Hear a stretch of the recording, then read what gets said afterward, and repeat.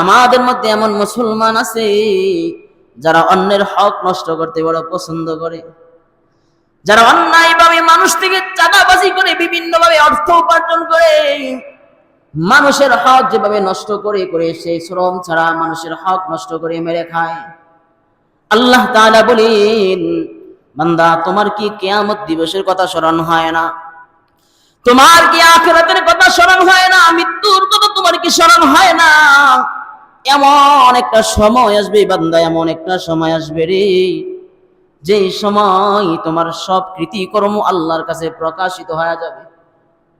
আজকে তোমাকে চোর বললে, বাটপার বললে, চাঁদাবাজি বললে, মানুষের সামনে তোমার অপমান বোধ হয়, মানুষের সামনে তোমার আজকে মান সম্মান ক্ষুণ্ণ হয়ে যায়। কিন্তু কিয়ামতের ময়দানে আল্লাহ তাআলা যেদিন বিচারের ময়দান কায়েম করবে রে বান্দা, সেদিন তোমার বাবা উপস্থিত থাকবে, তোমার স্ত্রী উপস্থিত থাকবে, তোমার সন্তান উপস্থিত থাকবে, তোমার বন্ধু বান্ধব উপস্থিত থাকবে, গ্রামের মহল্লার লোকেরা উপস্থিত থাকবে। সারা পৃথিবীর যত মানুষ দুনিয়ায় আসছে কিয়ামত পর্যন্ত যারা আসবে সবাই সেদিন ময়দানে মাহশারে উপস্থিত থাকবে। সেই ময়দানে মাহশারে যেদিন তোমার কৃতকর্মগুলো আল্লাহ প্রকাশ করে দিবেন, তুমি চাঁদাবাজি ছিলা, তুমি মানুষের হক নষ্ট করে খাইতা, তুমি আল্লাহর বিধানকে মানতা না, বান্দা সেদিন তোমার কি উপায় হবে? সেদিন তোমার কি জবাব থাকবে? সেদিন তোমার কোনো জবাব থাকবে না।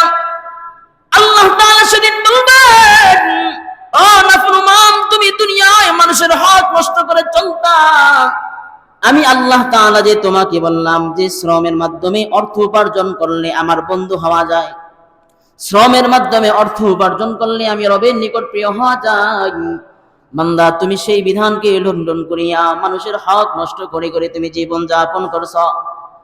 এই বান্দা, দুনিয়ায় তোমার ক্ষমতা ছিল, দুনিয়ায় তোমার বাহাদুরি, দুনিয়ায় তোমার পাওয়ার ছিল। আই বান্দা, সেই পাওয়ার কিয়ামতের ময়দানে চলবে না, সেই পাওয়ার তুমি কিয়ামতের ময়দানে দেখাইতে পারবা না। সেদিন রবের ইনসাফের বিচার কায়েম হয়ে যাবে। দুনিয়ায় জাররা থেকে জাররা পরিমাণ যে জুলুম করেছ, দুনিয়ায় জাররা থেকে জাররা পরিমাণ যে অন্যায় করেছ, বিচার করেছ, কিয়ামতের ময়দানে সেগুলোর হিসাব হবে। ঠিক কিনা বলে? কিয়ামতের ময়দানে সেগুলোর হিসাব হবে। কেউ পার পাবে না, কেউ পার পাবে না। আল্লাহ তাআলা বলে, বান্দারে আমি আল্লাহ হলাম এমন রহমান, কারো উপর জুলুম করব না, কিয়ামতের ময়দানে কারো উপর অন্যায় করব না। দুনিয়ার মানুষ যে অন্যায় করেছে সেই অন্যায় আমি কিয়ামতের ময়দানে করব না। কিয়ামতের ময়দানে আমি কোনো কিছুই দেখব না, আমি দেখব বান্দার আমল। বান্দার আমল যদি সুন্দর হয়ে যায় তো আমি রবের নিকট বান্দার দামি হয়ে যাবে, আর বান্দার আমল যদি খারাপ হয়ে যায় তো আমি রবের নিকট বান্দা ধরা সোজা জাহান্নামে। বলেন নাউজুবিল্লাহ।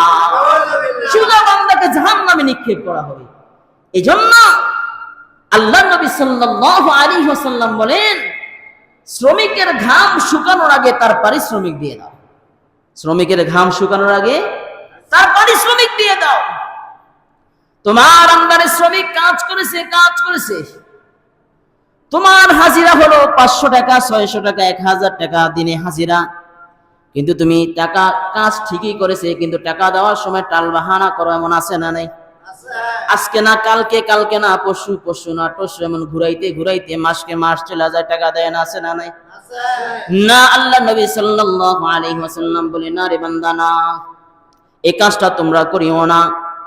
বরং শ্রমিক যখন কাজ করে ফেলায়, সন্ধ্যাবেলা শ্রমিকের ঘাম শুকানোর আগে তার পারিশ্রমিক তাকে বোঝায়া দেয়া দাও, এর বিনিময় আল্লাহ তাআলা তোমারে পরকালে জান্নাত দিবে। বলেন সুবহানাল্লাহ।